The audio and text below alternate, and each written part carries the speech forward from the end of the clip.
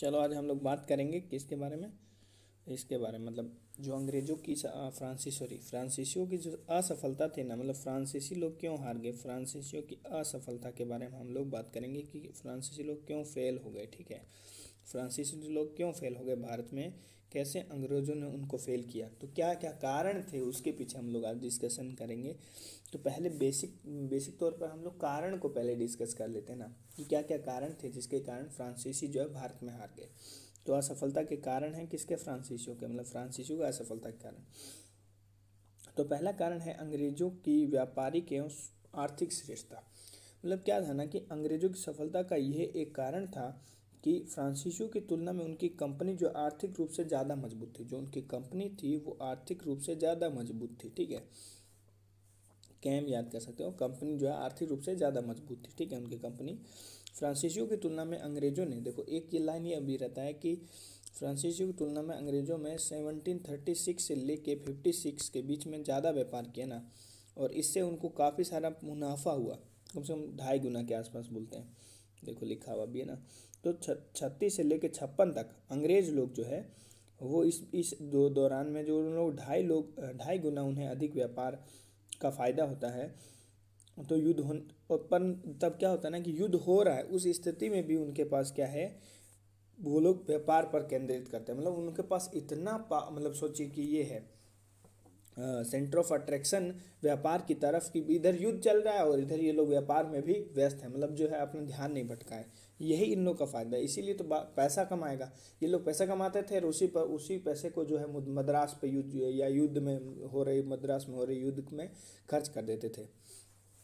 तो इससे क्या होता था, इनकी आर्थिक स्थिति कमज़ोर नहीं होती थी। ठीक है, जिससे इनकी आर्थिक स्थिति कमज़ोर नहीं हुई। ठीक है, यही कारण है। देखो कंपनी का स्वरूप, अब कंपनी का स्वरूप जो फ्रांसीसी कंपनी थी ना, जो फ्रांसीसी कंपनी थी वो पूर्णतः सरकारी थी। ठीक है, इसमें लिखा हुआ है देखो, कंपनी जो है पूर्णतः सरकारी थी फ्रांसी, और अंग्रेजी लोग प्राइवेट थी। अंग्रेजी लोग जो थे, इंग्लिश लोग जो थे वो प्राइवेट थे। ठीक है, अंग्रेजी लोग जो है प्राइवेट कंपनी थे, ऐसे नाम से तो ऐसे चलता। देखो फ्रांसीसी जो है ऐसे लगता है कि प्राइवेट होगा ना, क्योंकि इसको जैसे जोड़ देगा पी हो जाएगा, परंतु फ्रांसीसी लोग प्राइवेट नहीं थे, सरकारी कंपनी थी। ठीक है, ऐसे भी याद कर सकते हो, जैसे हम लोग ऐसे लिखेंगे ना कि फ्रांसीसी एफ एस है ना, फ्रांसीसी एफ एस एस, मान लो ऐसे लिखे फ्रांसीसी को, तो ऐसे यानी यहाँ सरकारी हो गया। ठीक है, सरकारी कंपनी है ये। ठीक है, इसका प्रभाव ये पड़ा कि फ्रांसीसी कंपनी के कर्मचारियों में लगन एवं निष्ठा की कमी रहती है। ये तुम लिए कर्मचारी जो भारत के लिए भी लगा सकते हो ना, भारत के सरकारी जो नौकरी में उनमें लगन और निष्ठा के काम, मतलब काम के प्रति उनके लगन और निष्ठा उतनी अच्छी नहीं होती, इसलिए हर काम जो है सरकार, जो भारत सरकार में जो गवर्नमेंट अधिकारी होता है वो धीरे धीरे करता है, मतलब बोलता है ना कि समय लगेगा भाई ये सरकारी काम, इस तरह से। तो फ्रांसीसी कंपनी को ब्याज एक निश्चित दर पर प्राप्त होता था, इसलिए वे भी कंपनी के कार्यों में अधिक रुचि नहीं लेते थे। ठीक है ना, क्योंकि देखो जो सरकारी कंपनी होने के नाते क्या है ना कि उसको एक ब्याज दिया जाता था सरकार को, तो वो एक निश्चित ही मिलता था, तो वो लोग भी इतना ज़्यादा नहीं ध्यान देते थे उस तरफ कि भाई, है ना। तो फ्रांसीसी कंपनी की सरकार की नीतियों का प्रत्यक्ष प्रभाव, मतलब कोई सरकार की नीति बना रहा, सरकार कोई मतलब नीति बना रहा है, तो उसका डायरेक्ट इफेक्ट उस कंपनी पे पड़ रहा था। ठीक है, जैसे कि मतलब इसको ऐसे समझा सकते हैं कि जैसे मान लो सरकार कोई जो है नीति बना रहा है ना, तो उसका डायरेक्ट इफेक्ट किस पे पड़ेगा, जो कंपनी है ना, जो सरकार की कंपनी है, कंपनी पर उसका डायरेक्ट इफेक्ट पड़ता था। तो ये गलत चीज़ हो गया ना, जबकि वो लोग तो फ्री थे अंग्रेज लोग, तो इसलिए उनका ज़्यादा अफेक्ट नहीं करता था। जबकि अंग्रेजी कंपनी का स्वरूप निजी होने के कारण प्राइवेट है, इसलिए कि इसके कारण जो है सरकारी निर्णयों से इस पर विशेष प्रभाव नहीं पड़ता था। अब हम तीसरे जो पॉइंट है उसकी तरफ जाते हैं, वो है अंग्रेजों की बंगाल विजय। ठीक है, अंग्रेजों की बंगाल, देखो क्या हुआ ना कि बंगाल जब जीत लिया तो उनके पास का आर्थिक रूप से मतलब ये पैसा वैसा उधर से आता रहेगा, तो और अंग्रेजों को और फ्रांसीसियों के पास ऐसा कोई सोर्स नहीं था जिससे पैसा आता रहे। मतलब एक टाइम में सोचिए कि भाई जैसे एक आदमी है, 2 आदमी है, एक आदमी जो है उसके पास कोई मतलब कोई सोर्स है जिससे पैसा आता है, मान लो किराए का उसके घर है, तो उसके पास पैसा आता रहेगा, तो वो और दोनों आपस में लड़ रहे हैं। ठीक है, मतलब वो बम फेंक रहा है, गोली फेंक रहा है, तो जिसके पास किराया आ रहा है वो क्या करता रहेगा, बंदूक गोली लाता रहेगा, है ना। परंतु जिसके पास किराया नहीं आ रहा है, एक आदमी है जिसके पास कोई किराया नहीं, वो ऐसे ही, तो उसका संसाधन खत्म हो जाएंगे, परंतु जिसके पास किराया आ रहा है उसके पास संसाधन रहेगा। तो इसी तरह अंग्रेजों के पास बंगाल विजय भी यही एक कारण था कि बंगाल पर विजय प्राप्त कर लेने के बाद अंग्रेजों की प्रतिष्ठा तो बढ़ी, प्रतिष्ठा भी बढ़ गई। है ना कि भाई बंगाल जीत ली, इतनी बड़ी बात है। और बंगाल की अपार धन और जनशक्ति भी प्राप्त हुई, पैसा भी मिला और लोग भी मिल गए उनको काम करने के लिए वहाँ पे, ठीक है। बंगाल से प्राप्त होने वाली आय का प्रयोग वो मद्रास के युद्ध में करते थे। सही बात है, हम यही बोले थे कि जैसे इनके पास क्या होगा ना कि मद्रास से जो आय मिल गया उसको ये नहीं, सॉरी, बंगाल से जो आय मिल गया, बंगाल से मिला आय को ये लोग मद्रास में यूज कर लेते थे, ठीक है, इस तरह से। और जबकि फ्रांसीसियों के पास बंगाल के जैसा कोई प्रदेश नहीं था तथा वे दक्षिण तक ही सीमित रहे। यद्यपि डुप्ले ने भारत के दक्षिणी भाग को प्रमुख व्यापारिक केंद्र बनाने का प्रयत्न किया था, तथापि बंगाल की खोज के रूप में क्लाइव ने डुप्ले की नीति को विफल कर दिया। मतलब कुल मिला के यही बात है कि उनके पास जो है बंगाल जैसा एक संपूर्ण प्रभुत्व जो है राज्य था, जिससे उनको आय मिलती थी, जनशक्ति मिली, और जिसके कारण क्या होता है उनसे प्राप्त होने वाली आय को वो लोग मद्रास में होने वाले युद्ध में उस आय को यूज कर लेते थे, तो उनको हेल्प हो जाता था।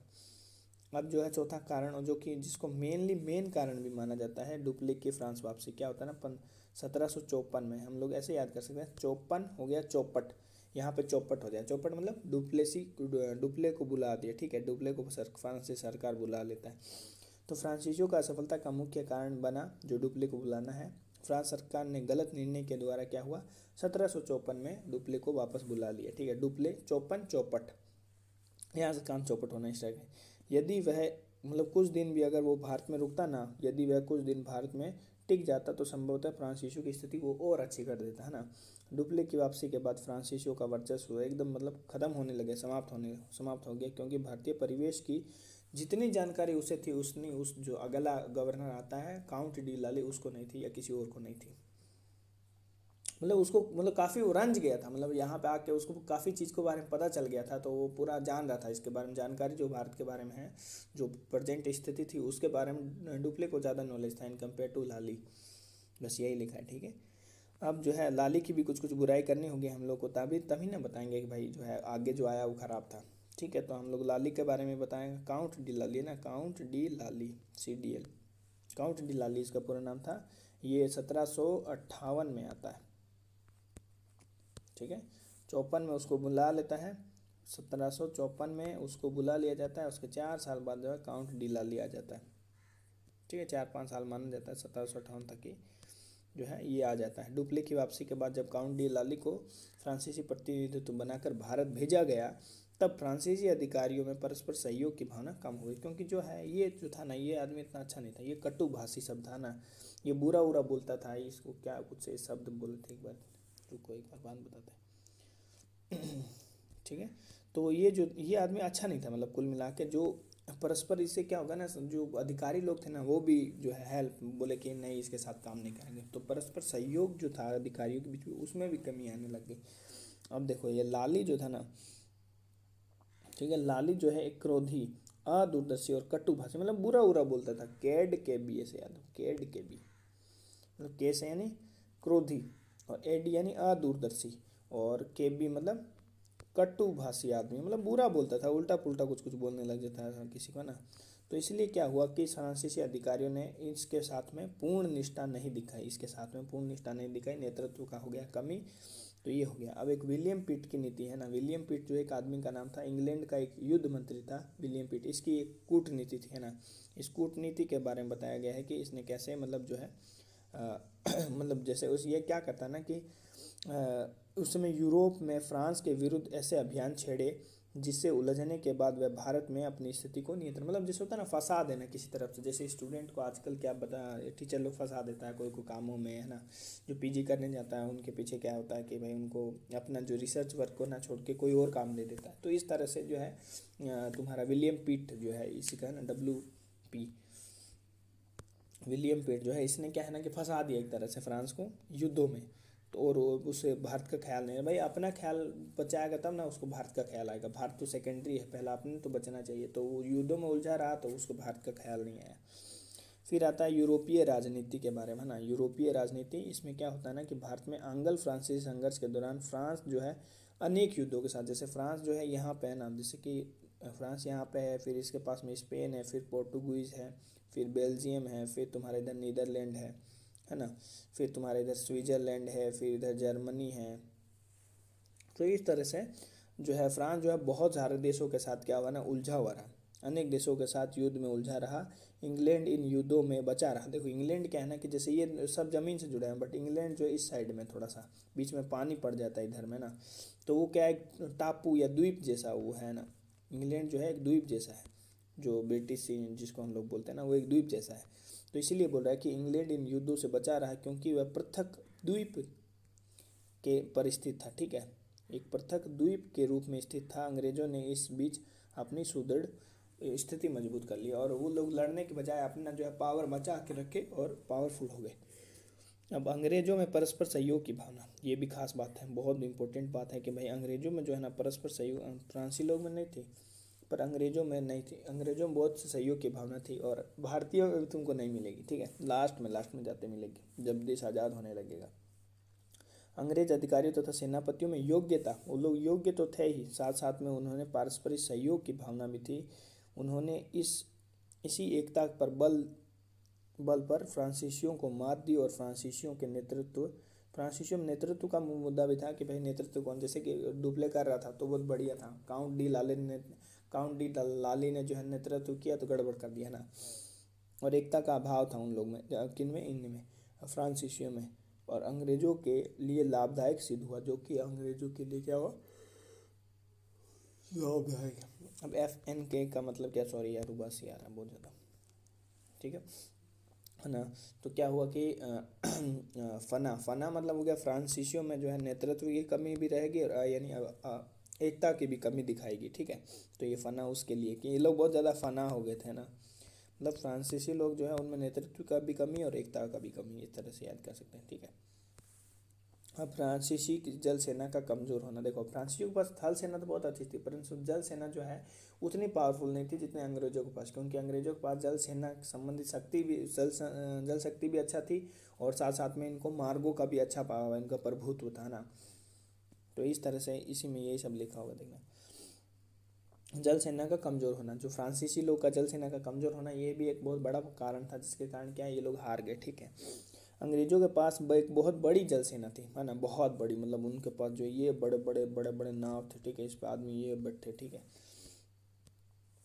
ठीक है, तथा जल शक्ति के अन्य साधन भी पर्याप्त मात्रा में थे। ठीक है, पर्याप्त मात्रा मतलब अच्छा खासा उनके पास था। इनका लगभग सभी जल मार्गों पर वर्चस्व था, जिससे व्यापारिक लाभ के साथ साथ उन्हें सामरिक लाभ भी प्राप्त हुए। व्यापारिक लाभ के साथ साथ उन्हें सामरिक लाभ भी प्राप्त हुए। ठीक है, मतलब भाई सब चीज़ सही होगा तो उनको क्या फ़ायदा ही होगा। तो उसी के कारण क्या हुआ ना कि उन चीज़ों का फ़ायदा उनको मिला ना।